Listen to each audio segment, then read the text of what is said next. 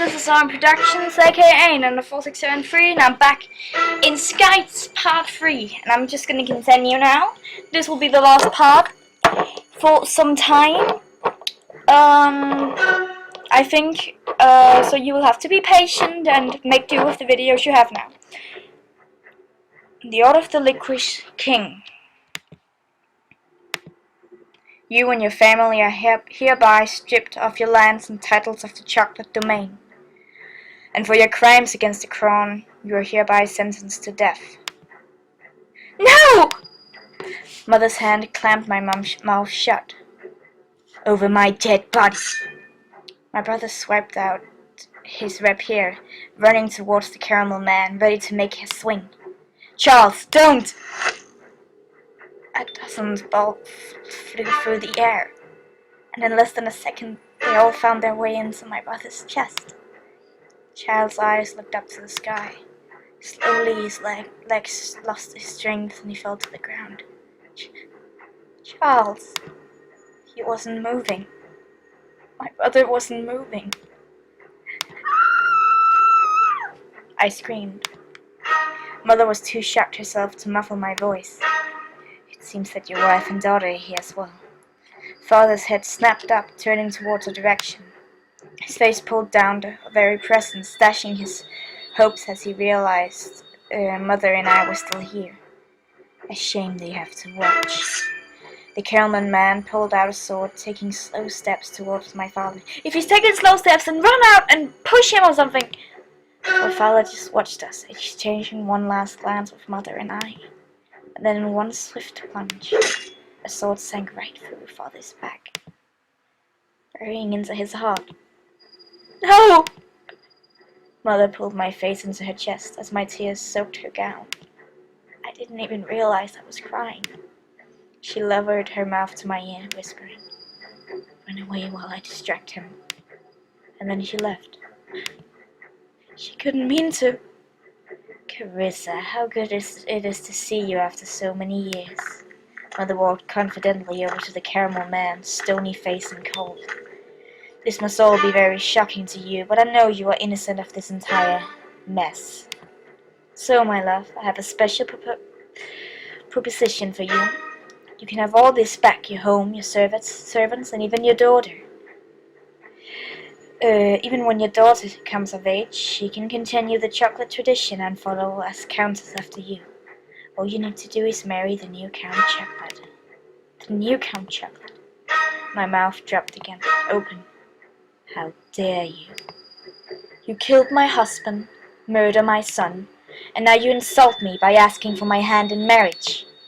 Never in my life will I marry you. Not now, not ever. I would rather die. Mother spat right in his face. Fucking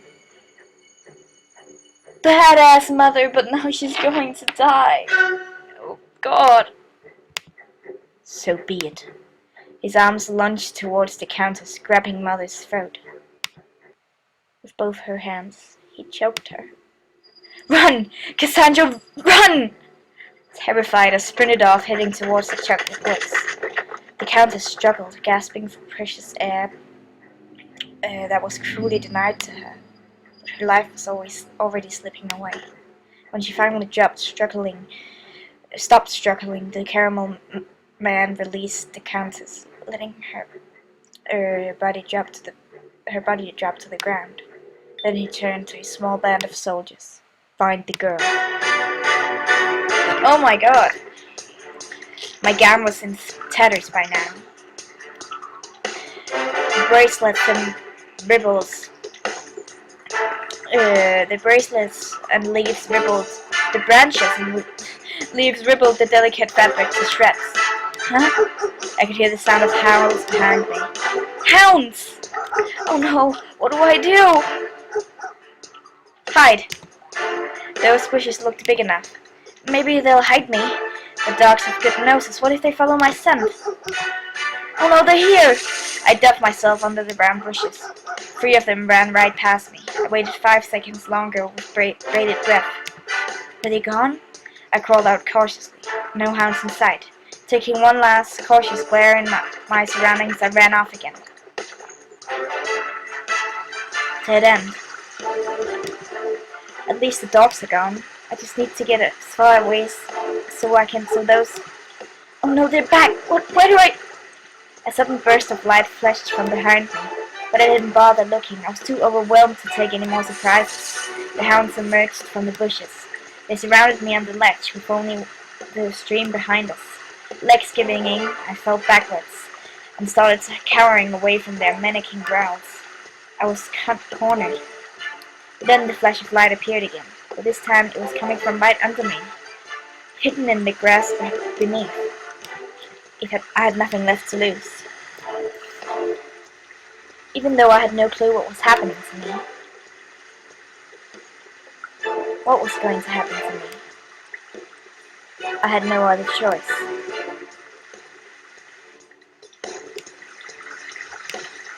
On a stupid whim, I reached for the light.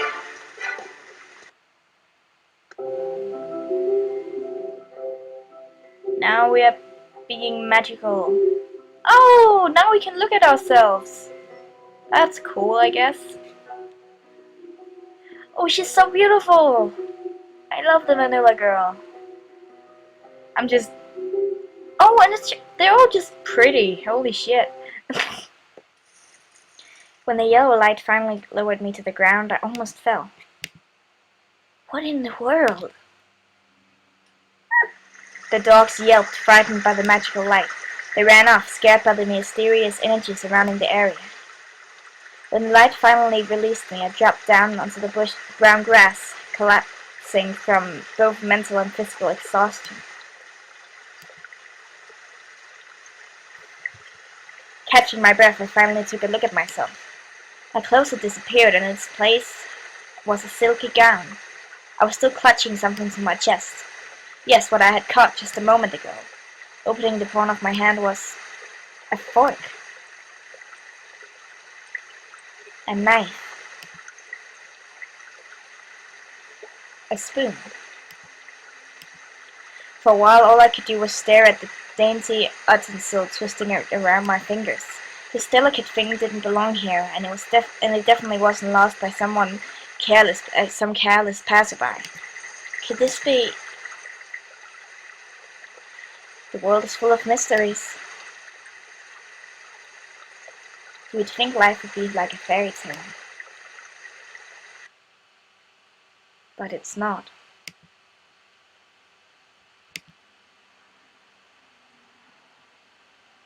Woo! We are going to the next episode. We are path A. Good. We're gonna go there. Bye. Here we are in part 2. Let's just go. Walking back from the vanilla woods, my hands shielded my eyes as I stepped out into the open light. The sun glared brightly into the dimming glow of the afternoon. As I walked through the busy streets of the town, my palms stretched open, revealing the tiny ocean itself. Little white knives shimmered in the sunlight, and I couldn't help but smile at the thought of finding this magical object. What could it possibly be? An enchanted trinket, or maybe even fairy magic? Whatever it could be, there was only one thing I knew for certain. It was mine. It was mine. It was mine, and now I finally had a pretty shiny trinket I could call my own. Despite that, the disappointment of today's adventure spoiled my find. I couldn't believe I took the wrong path going home. I was usually good with directions, especially walking back from the vanilla woods. But now I barely had enough time to go to the gardens to... There you are, Nessie. Oh no. The group of girls stopped in the middle of the street, examining me. Mouths open in shock and surprise. They were speechless as they looked me up and down. Where did you pilfer that from? No, it's not what you think. In the forest, there was this... You're joking, you're too poor to have any gowns like that. Besides, it doesn't even suit you, Nessie. You should really wear something more ordinary. They giggled to themselves, snickering their high-pitched voices in my ear. All I could do was stand there, taking in their laughter. It was humiliating. Really, where did you get that anyway? You shouldn't take things that don't belong to you. Especially when they're much too fancy for you, Nessie. Wouldn't you agree? Really, Nessie, Polly hair would really look good in that gown. Why can't they leave me alone? In fact, I think any of us might look good. What did I ever do to them? Why don't you let us borrow it for a while? We promise we won't tell anybody about how you stole it. I wish they would shut up. Hello, are you listening, Nessie? I wish they would leave. Hello, Nessie, we're in all of Sugaria. Go away. Excuse us? I said go away! Holy fuck. A burst of magical light surrounded me, expanding all around the whole area. It was emanating from the palm of my right hand where I clutched the earthen cell. As it continued to expand, it suddenly changed directions, heading towards the girl, and it guffled them, pushing them backwards into open air and knocked it into the street walls. One girl flew into a chocolate stand, toppling backwards as she crashed into a cart of chocolate wares. Her head flopped to the side, lying unconscious. The magical light faded in the blink of an eye. Paula! Her friends got up one by one, rushing to the unconscious girl. Many of them were also hurt, but they rushed over to their friend despite their injuries. Paula! Are you okay? Say something! Her head's bleeding! I stared down at my little knife. It was now laying in the palm of my hand. Did it do this? No. I rushed over to the gathering crowd. They all backed away as I approached, afraid of me. Even the girls stopped looking up. With frightened faces. Is she okay? Witch! One girl shouted loudly. She pointed her finger straight at me. No, it was an accident. I don't know what happened. Get away from her, you witch! The girls glared at me. Looking around, the crowd all stopped what they were doing. Some looked in curiosity while others were staring wide-eyed at me with horrified expressions. I was making a scene. No, it was an accident. Really, What's going on here? Someone was coming for the crowd. Colin! As he squeezed through, Colin roamed his eyes over the girls in the broken cart of the chocolate wares. He rushed over to the unconscious girl lying in the broken debris. She's going to be fine. The wind's just knocked out of her. Colin turned to look at me first, then the girls. What happened here? It was an accident. Nessie did this. She yelled at us to go away, and then when we just wanted to talk, and she used some sort of witchcraft and pushed us all away. And she knocked Paula into the cart. Colin stared wide-eyed at the girls, his mouth open in surprise. Then he turned to me. Nessie, is this true? No, well, yes, but I didn't mean to. It was... You told us to go away. Then you pushed us with your evil spell. I looked down with nothing more to say. Colin took that as a confirmation. Nessie, these girls probably meant no harm. They meant lots of harm, you bastard. I don't like you. You should apologize for what you've done. No way! Fuck no! The sting of betrayal pierced my heart. How could Colin be defending them? But they were the ones who wouldn't leave me alone. They... So you just decided to use violence against them. Two wrongs don't make a right, Nessie. I thought you of all people would know that. All the girls all nodded in unison. I was at a loss for words. Colin turned back to the girls. Now, do any of you beautiful ladies know where she can stay and rest? Oh, yes, there's a doctor. Their voices faded away as I tried to assimilate the current situation. Colin was siding with them, defending them. As he lifted the unconscious girl up in his arms, the girls swooned, crowding around him for his attention. They looked happy talking to him, without me there. Colin never called me beautiful, and he always flattered the other girls, never me. Even now he was helping them instead of his so-called closest friend. I turned around, running in the other direction. I couldn't stay here.